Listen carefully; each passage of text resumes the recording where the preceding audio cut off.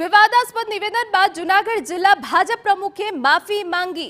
Video viral કરી કિરીટ પટેલે વાણી વિલાસ અંગે માફી માંગી। મારો હેતુ કોઈ સમાજને ઠેસ પહોંચાડવાનો નહોતો।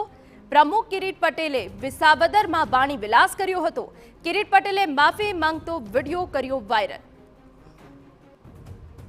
સુરક્ષિત બને એ દિશામાં આપણે સૌ કામ કરી રહ્યા છીએ ત્યારે મારા ભાષણથી અથવા મારા પ્રવચનથી અથવા મારી કોઈ વાતથી કોઈ સમાજ કોઈ વ્યક્તિને ઠેસ પહોંચી હોય તો મેં બે હાથ જોડી અને હું ક્ષમા માંગુ છું। સમય એવો હતો ઉલ્લેખનીય છે કે ક્ષત્રિયો મુદ્દે રૂપાલાએ કરેલા વિવાદો હજુ અંત નથી આવ્યો।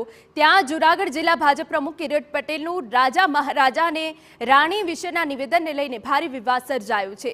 જિલ્લા ભાજપ પ્રમુખે પોતાના ભાષણ દરમિયાન કહ્યું કે પહેલાના સમયે પટરાણીનો દીકરો ગમે તેવો હોય તો પણ એ જ રાજા બનતો, જ્યારે હવે લોકશાહીમાં પ્રજા રાજાને મત આપીને ચૂંટે છે।